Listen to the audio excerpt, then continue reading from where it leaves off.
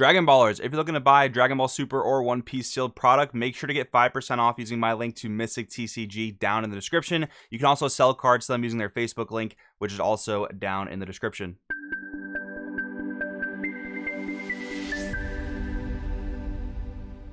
Yo, what's going on, One Piecers? Welcome back to another video. Over the weekend, we had many treasure cups take place throughout the world, a bunch of tournaments with several hundred players in attendance, the biggest tournaments for One Piece since the game has shipped out from Japan. So we have a great sample size of data to go over, and in today's video, we have data for 3 of the different treasure cups to talk about. We'll go over that. We will finally get a good look at what the meta looks like for set 1 One Piece now that the entire world has pretty much had the chance to input their testing, their data, their findings, and show what the best decks in set 1 are. We'll talk about that. But I also think there's a lot of data to pull from in this slew of tournaments that's going to tell us a bit about how One Piece should be played going forward, the type of game it is, and how to maximize your optimization and your efficiency in the One Piece card game. We'll talk all about that in the video, but if you guys are new here, make sure to subscribe, hit that bell so you never miss a video. And any deck lists I have now or will get after posting this video, I will leave them down in the description, so make sure to check back for that. Anyways, let's jump right on in. Let's start with the Long Beach, California Treasure Cup. Now, big shout out to Brian Brown of Stage Zero and Eggman for compiling this data and these graphics. Now, we had 1 player in attendance from our team at the core event. We had, I think, 4 or 5 players at the Niagara Falls event. We'll talk about that in just a little bit. But here we have the total breakdown of the room. Now, firstly, I just think it's funny. 1 Blue Croc, 1 King with all these hundreds of players.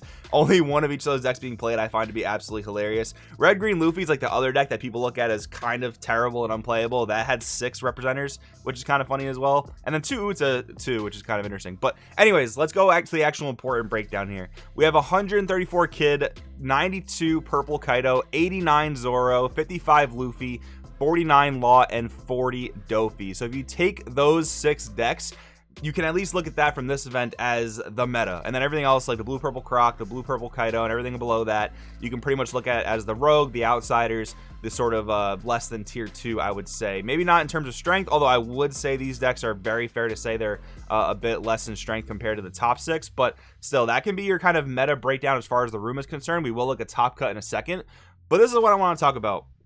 This is something that I think we've all been learning about One Piece as of late. First and foremost, it's a best of 1 game. Why is it best of 1 game? Simply because Bandai says so. I think One Piece would benefit greatly from best of 3 because there's so many cards in the game already that would just be great side deck cards. Pretty tough to justify maining them, but they're very good. Like Straw Sword is like my biggest example of an incredible side deck card. Being able to tap anything is highly relevant when you're facing a lot of like high cost blockers, maybe like in the Kid Mirror or maybe against like Purple Kaido with like queens and stuff. But you don't really want to main the card because it's not usable against like Zoro and it's not great against lower to the ground decks. That's just an example, but I think this game would benefit greatly from best of 3 for that reason, but also for the other reason that I think a lot of people will tell you. One Piece is rather variance heavy. The games can become a little skewed when you have a handful of cards you can't counter with. Even if you build your deck in a certain way, that can still happen because a lot of the high power cards in this game don't have counter power. So you might be in situations where like you're just forced to take damage you don't want to take, and that feels pretty bad. There are just some high variance scenarios like that. I mean, if you don't hit your curve per se, this game doesn't have a ton of draw power, so it's very likely you'll miss your plays on like your key turn 2 or your key turn 3, whatever the case is. That's not me like complaining about the game. That's just me kind of stating the matter of the fact. The game is rather high variance, so it would benefit a lot from having a best of 3 format where you'd have those extra games to try to counteract the variance within the game. And with that being the case, the player with more skill will probably win more often than not. Again, variance will definitely take hold in this game. That's how One Piece is right now, but having best of 3 would definitely counteract a bit of that. Why do I say all that? Well, I say all that because Kid is the most highly represented deck in this room, and in my opinion, I think Kid is the absolute most consistent deck in all of One Piece. It has 8 1-drop searchers, it has a lot of great turn 2 plays, and then it just curves out very nicely for the rest of the game. But having that incredible amount of consistency, I think is why most players go with the Kid deck, and I think that's why most players should go with the Kid deck, because there's always a dynamic in card games when you look at what decks will do well in a tournament. There's basically the argument of power versus consistency. Now, if your deck has super high power, you might have like some guaranteed win conditions. If you assemble this combination of cards, or if you get to play this one card in the end game, you automatically win. But if that only happens 1 out of 30 games, is it really worth taking that to a tournament? Absolutely not. Kid is a lot less good in terms of power, although the cards are in the deck are incredibly powerful, but the deck is highly consistent, so it can do its, I guess you can say moderately powerful thing a good majority of the time. And that is a great reason to play the Kid deck in this game that, again, has high variance. Playing Kid will just alleviate so much of those pain points, and it'll lead to really good players doing well with the Kid deck. I mean, that's just what I've learned of my years of playing Yu-Gi-Oh, playing Dragon Ball Super. That is a very important thing to take away. So as we go forward, let's say the amount of draw power in the game stays the same, you're probably going to lean more towards the highly consistent decks. But that's not to say that Kid is the only deck that can do well. Of course, other decks can run hot, and other decks are sort of consistent in their own ways. Like I think about Blue Dofi having Perona. That is a form of consistency, and that actually is a player skill expression thing where you need to be able to stack your deck appropriately, knowing your draws for those next 5 turns, as well as what you might play off your leader effect. If you're even going to use your leader effect on the next turn is a huge thing there. So there are other forms of skill expression, other forms of reducing the variance, but it's all about playing the deck that you're most comfortable with and has the ability to reduce that variance and output a decently high power level. Hope that makes sense. But anyways, let's move on to the actual top cut of this event. We have 6 Luffy taking up a huge amount of this top cut. We have 3 Blue Dofi, 3 Kid, 2 Red Green Law, 1 Purple Kaido, and 1 Red Zoro. So there's lots of red in here, combined with green, of course. I guess you can count Law as both those colors, obviously. And then 3 Kid. Very, very little representation on purple, though. Only 1 Purple Kaido. Now, what I don't know is if for this event the purple structure deck was legal. I'm going to assume it was not, because that had literally just came out this weekend, and we all know how fast those things flew off the shelves. So I'm assuming those weren't legal, but I don't think that would have like bolstered the power of Kaido too much. I mean, Uta and Douglas Bullet are absolutely insane cards, but purple already has insane bombs. Purple's issue, again, I think, is consistency. And it's not even a matter of like hitting on Nigashima. It's just a matter of having those uncounterable hands, not seeing your appropriate bombs on curve. That's more of the problem with Kaido. It's really not Onigashima or bust. You have ways to ramp like Jack, Ulti, and you can make do with those. And even some games you can't ramp, you can make do. But yeah, it's a matter of just seeing those bombs on time. But we have some deck lists for this event I do want to look at. And huge shout out to Orange Samurai ID. This is a Facebook page that I came across recently. His content is awesome. He is just all about tournament coverage, and that's a big thing of what I'm here doing on this channel. So here are all his socials down here at Orange Samurai ID. Huge shout out. We have the first place Luffy list. Let's take a look. Going across the first row, only 1 equipping Nami is very interesting. I feel like that's more of a staple for Luffy, but I guess because the leader does it inherently, it's not that big of a deal to include it. But it always feels nice when you can attach a lot of Rested Dawn rather than just the 1 with your leader effect per turn. That is a very interesting decision. I'm definitely going to check out his profile when I get a chance to see it. And going through here, we have our fair share of 2Ks. We have our 4 Nico Robins, 4 Zoros, 4 Luffys. And here is the, I guess, MVP of the weekend from what I heard. And that is 4 copies of Ben Beckman. A simple 7-cost 9K vanilla. In set 1 of One Piece, these overstated cards are just so good because it's very hard to remove them. Like 7 cost is the perfect cost because nothing in the game can just simply snipe it off the board. You'd have to play like Kaido 10 to truly get that thing off the board unless you want to swing into it, and swinging into 9K is not easy at all. Like your best bet for that is like using Basil Hawkins or some other overcosted card like a Kaido 10 or a Kaido 9. Those are your best bets. And then we have 3 copies of 9-drop Shanks. So we are just really leaning into the high cost characters in this build. And we also have 3 copies of Red Hawk. So the feeling I'm getting from this build is very mid-range. Like we're just sticking bombs, we're leaving Dawn open for defense, and we're playing the game that way. Overall, really cool list. I'm a big fan. This seems like a really cool way to play Luffy if you want to play it a bit more mid-rangey. Then we have the second place Red Green Law. So going through here, we do see the use of the Wano engine with the 2 copies of Momonosuke. Not the full 4, but it's still, besides that, we have a lot of 1-drops. We have so many 1-drops here, so that should be rather consistent.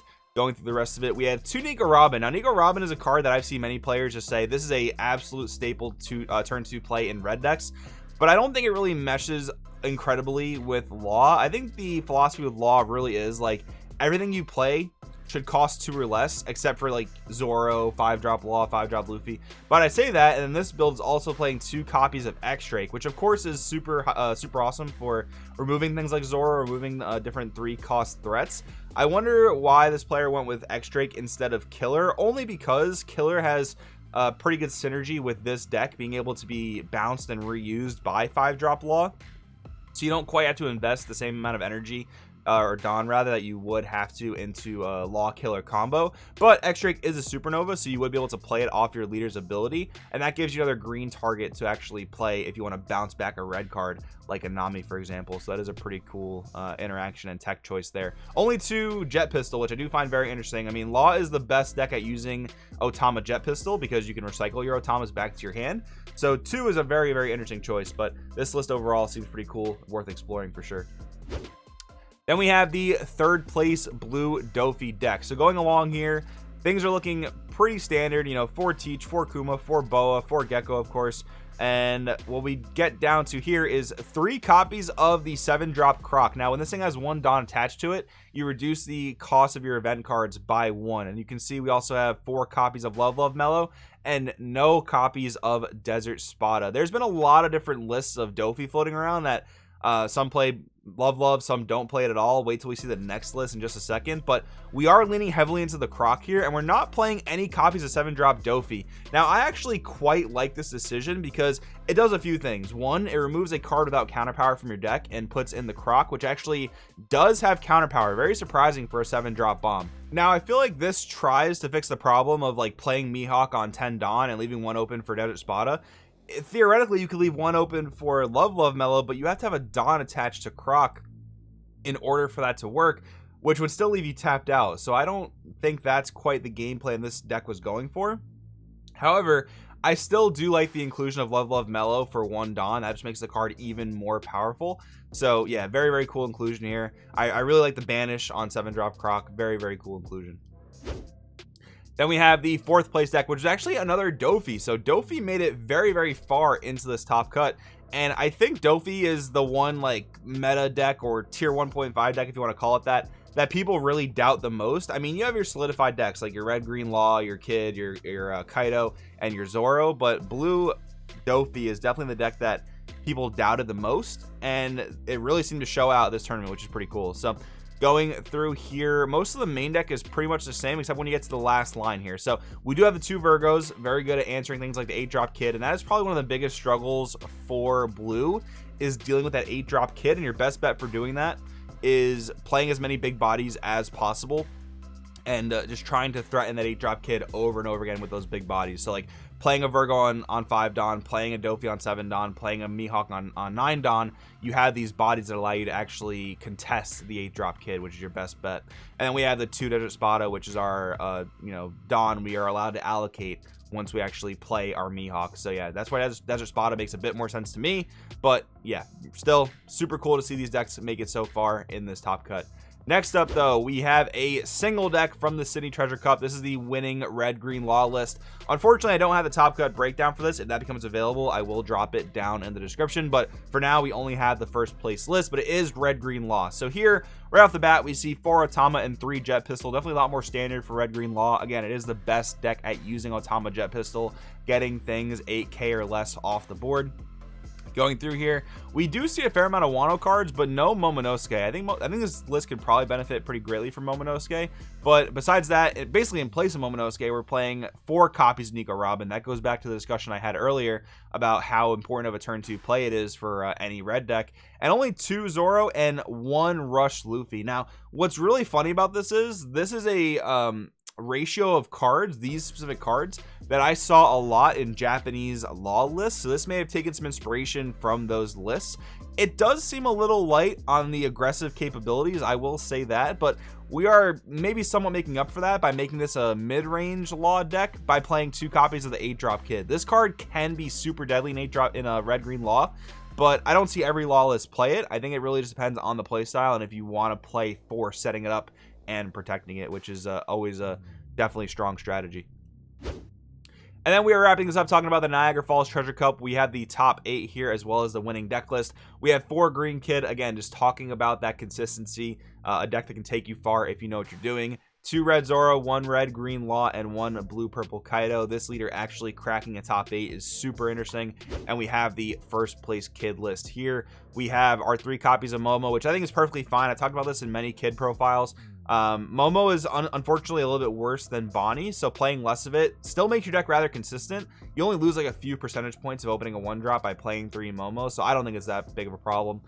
Going through here, we have our various amount of 2Ks, but in this build we only have 8 2Ks. We're not playing any copies of Beppo, which I definitely like for protecting our 8-drop kid, but regardless, we do have 4 copies of Killer, a full 4 Killers. So in this build, looks like we're hoping to hit that off life, play it, pop a guy. That does definitely seem strong. 2 Ryza, which I love. 4 Okiku, and then we go into all of our cards without counter power. So 4 Okiku, 5 Law, 2 Basil, 3 7-drops, 3 8-drops, and we finish off with 2 Paradise Waterfall. Yeah, you know, I love the kid deck. That's the deck I'm going to play in upcoming Treasure Cups. And yeah, it's definitely a super strong pick. But anyways, guys, that's gonna wrap it up for today's video. Hope I basically left you with a little bit of a knowledge nugget, if you will, just about how to play the game most optimally. If you think you need to play something more consistent, I would definitely say go with Kid. It is the most consistent deck in the game by far, but there are other good picks, of course, as we've seen throughout this video. So let me know in the comments below what you think. Thanks for watching, guys. I'll see you in the next one.